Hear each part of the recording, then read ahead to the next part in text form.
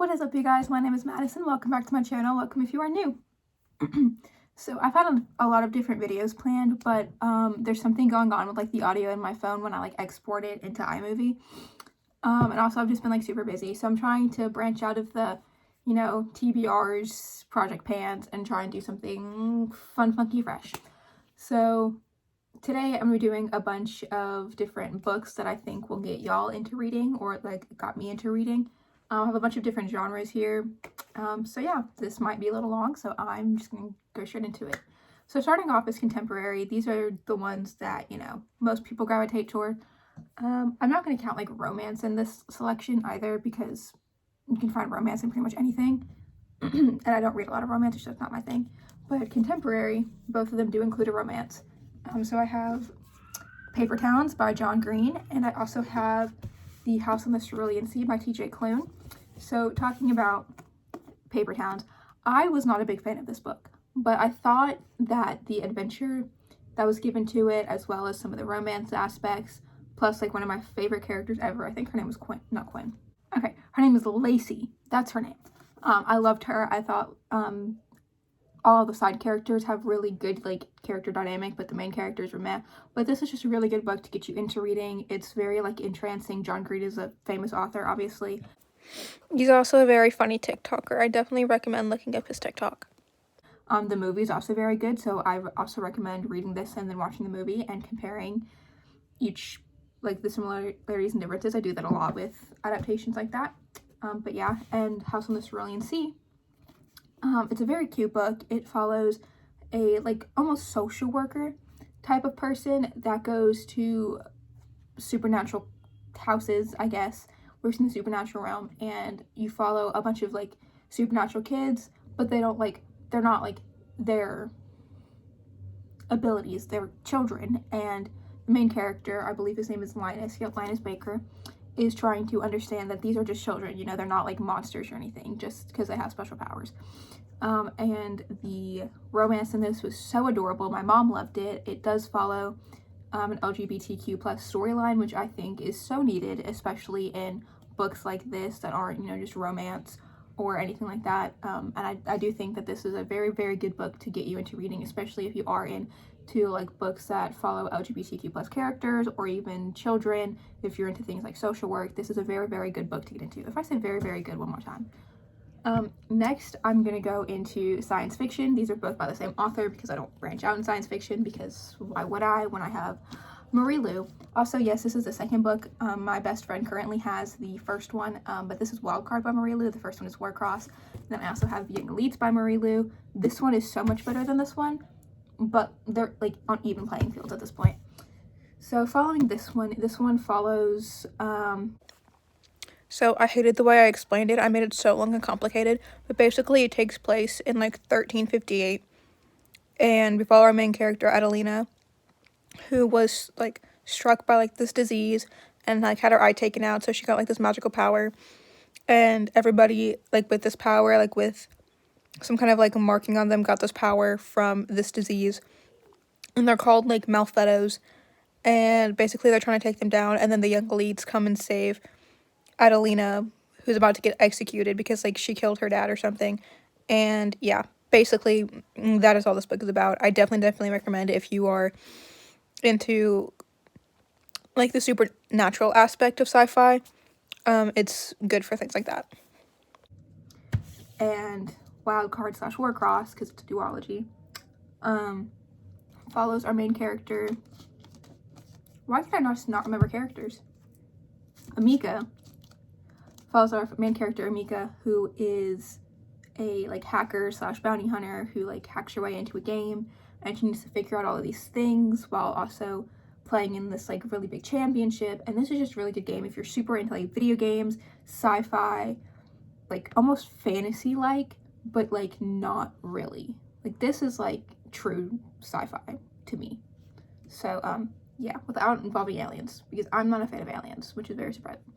But yeah, I think this is a really, really good book if you like a really fast-paced adventure. My favorite character in the entire world, Jackson Taylor.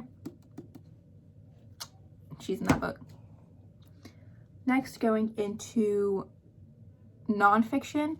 I tried to get like two ends of the spectrum. Kind of nonfiction is very like you have to know what you want, whatever. But I have Catch Me If You Can, A True Story of a Real Fake by Frank W. Abagnale.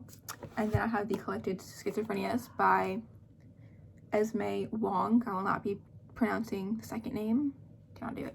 So this follows the story of Esme trying to battle her life of having schizoaffective disorder. I think it's like bipolar type 2, which is very, very difficult. And then she also has like a bunch of other like hallucinatory disorders. And it's just a super interesting, super fascinating story about her life.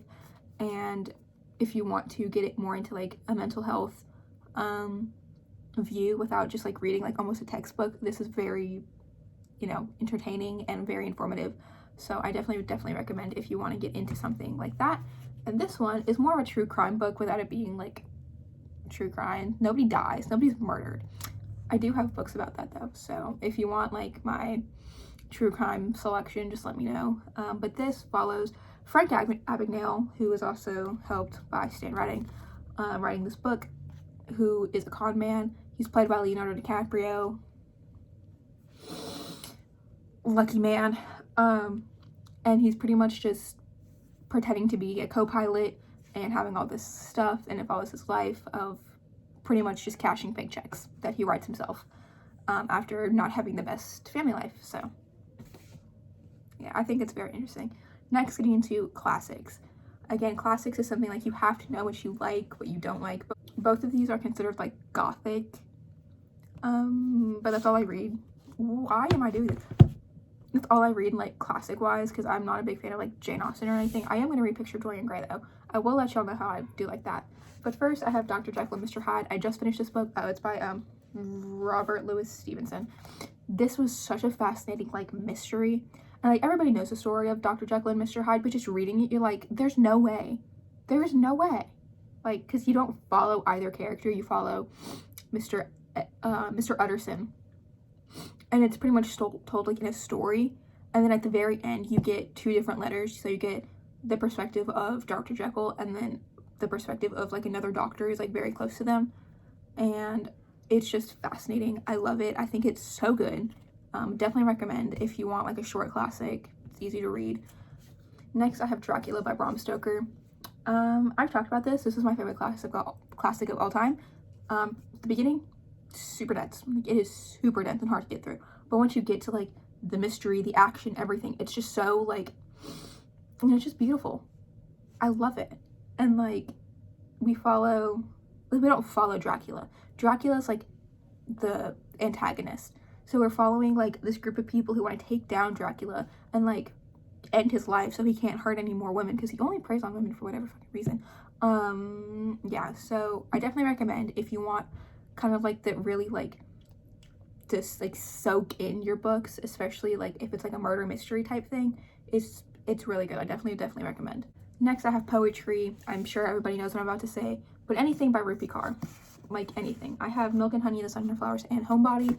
I used to be like obsessed with Rupi Kaur in the beginnings, like everybody was like when she was like popular, and then I was like, her poetry like just doesn't speak to me the way that it does other people, but it's still appreciative. It's very, very, heartbreaking, but it's easy to get through. And I think if you really want to get into something like poetry, then Rupi Kaur is the way to go.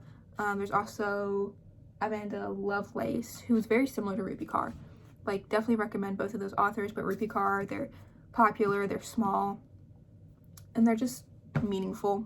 Most people will enjoy them, will talk about them with you because they've read them. And yeah. Next, I have three technically, but only two for this one because obviously it's theme. Here's two. Two series that you might want to get into if like you're wanting to start a series but don't know really where to start. So I have The Program by Suzanne Young, which is my favorite series of all time. And then Taught the Boys Love Before trilogy by Jenny Han. So this one, again, cute romance, cute contemporary trilogy. You follow Laura Jean and her family and her boy problems and all of this stuff after she writes letters and they all get sent away to whoever it was. Yeah, it's just cute. It's easy to follow. It's easy to read. It's quick, and it's just super exciting. And the program, I swear to God, I was on crack trying to explain this book. So basically, the program was created after suicide became an epidemic, like a very big problem. Not that it wasn't already, but like it became like more consistent.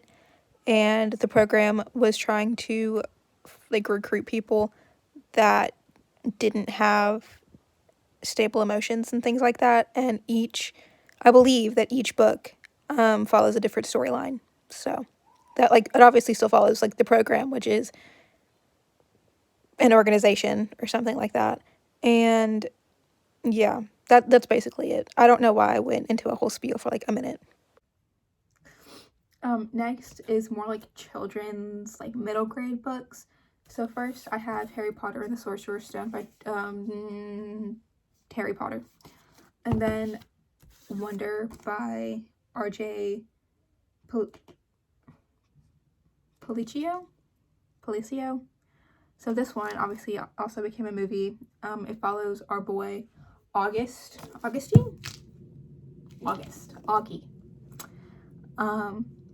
who has a physical disorder. He is deformed, if you will, and he's trying to follow like a normal life, but he wants to get through like the bullying and everything like that. So that's kind of just follows that, and it's just really good.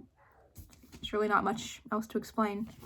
Harry Potter, everybody's read it, and you've probably seen the movies at least 4 times if you want to get into reading. But yeah, you pretty much just follow our main character Harry and his awful aunt and uncle and sibling? No. Cousin. That's what they're called. They're called cousins. And he gets like this magical letter to go to this magical witch and wizard school, and he finds the truth about his family and his past and his family's past, and learns to really fit in while also having just the worst case of like imposter syndrome to ever exist. So yeah. And the last 2 books are murder mystery. I'm pretty sure both of them are YA too. So first I have I Killed Zoe Spanos by Kid Frick, and then again I don't have the first book, but I think the first book is A Good Girl's Guide to Murder by Holly Jackson.